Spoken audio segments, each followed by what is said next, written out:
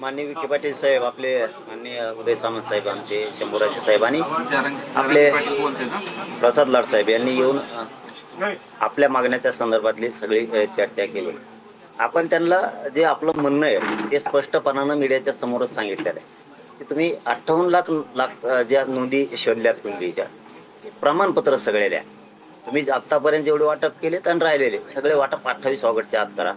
त्यांनी तेही कबूल केलं की आम्ही सगळे इथून मागं किती दिलेत त्याचा डाटा घेतो आणि इथून पुढं जे द्यायचे राहिले ते सगळे देऊन घेतो. त्यांना 28 ऑगस्टच्या आत आपण ते विषय सांगितला. ज्या मराठा बांधवांनी अर्ज केलेले त्यांना कुणबी प्रमाणपत्र द्या. बांधवांनी व्हॅलिटीसाठी अर्ज केले ते जाणून बुजून जिल्ह्यातले रोखून धरलेत, ते सुद्धा आपण सगळ्या व्हॅलिट्या द्या. आपण सातारा संस्थांचा GR काढलाय, याच्यावर पण आपण हैदराबाद संस्थांचा आपण GR काढलाय, त्याच्यावर पण चर्चा केली की तुम्ही GR काढलाय तो खरा काढलाय का खोटा काढलाय ते जरा समाजासमोर स्पष्ट सांगा.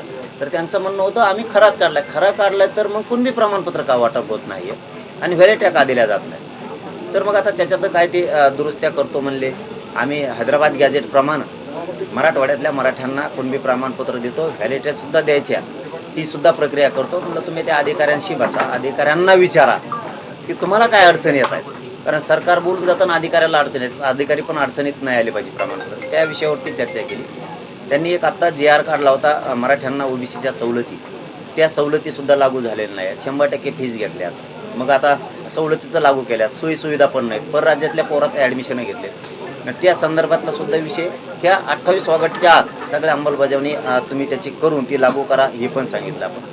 केसेसच्या संदर्भातला विषय झाला की तुम्ही राज्यातल्या केसेस जे आहेत ते मागं घ्या. त्यांनी सांगितलं 1300 काहीतरी घेतल्यात, काहीतरी 68 काय काहीतरी राहिल्यात म्हणले, ती आपण प्रक्रिया आहे. त्यावरही चर्चा आपण पुऱ्या महाराष्ट्रानं तुम्ही पण ऐकली, तेही मागं घेण्याच्या संदर्भातली चर्चा. EWS, ECBC आणि ESBCचे जे पोर आहेत नियुक्त्या झालेले, निवड झालेले, त्यांच्या नियुक्त्याच्याबद्दल सुद्धा त्यांनी सांगितलं आम्ही आता बैठक घेतोय. मला वाटतं उद्या त्याला बैठक घ्यायलाच वाटतं त्या विषयावरती, कॅबिनेटचे काय बैठकीत ते चर्चा करतील.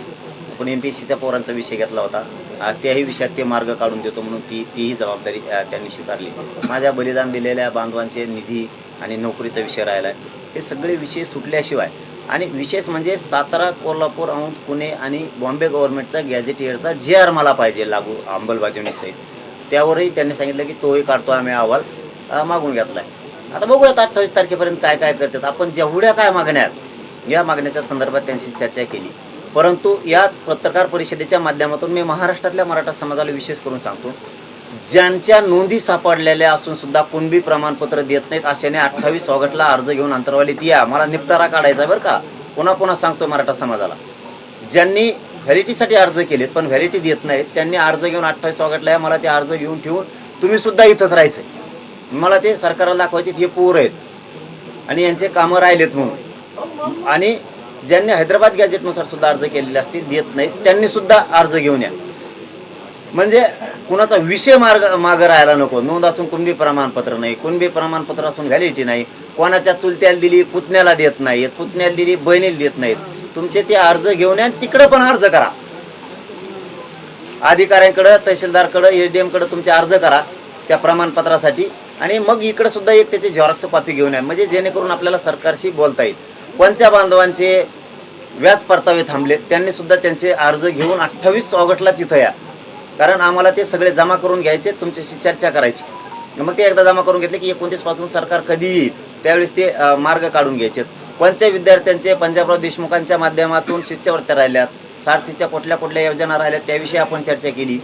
निधी सगळा द्या महामंडळाचा ते पण सांगितलंय, सारथीला पण द्या म्हणून सांगितलंय. 28 ऑगस्टपर्यंत ते करतोय त्यांनी म्हणून सांगितलं. पण आंदोलन हे थांबणार नाहीये. 29 ऑगस्टला आंदोलन होणार आहे. मला हे निर्णायक आंदोलन करायचंय. मराठा समाजाची मागणी मला पाठीमागं ठेवायची नाहीये. मराठा समाजानं हे विषय समजून घ्या. ज्यांचे जे घराने तुम्ही तुमचे अर्ज घेऊन अंतरवालीत यावं, म्हणजे मलाही सोपं जाईल आणि तुमच्यासाठी सोपं जाईल. तुम्हालाही कधी आयुष्यात अडचणी येणार नाहीत आणि समाजापुढे अडचणी उभा राहणार नाहीत. ते माझ्या मराठा बांधवांनी समजून घ्या. 2-2, 4-4 दिवस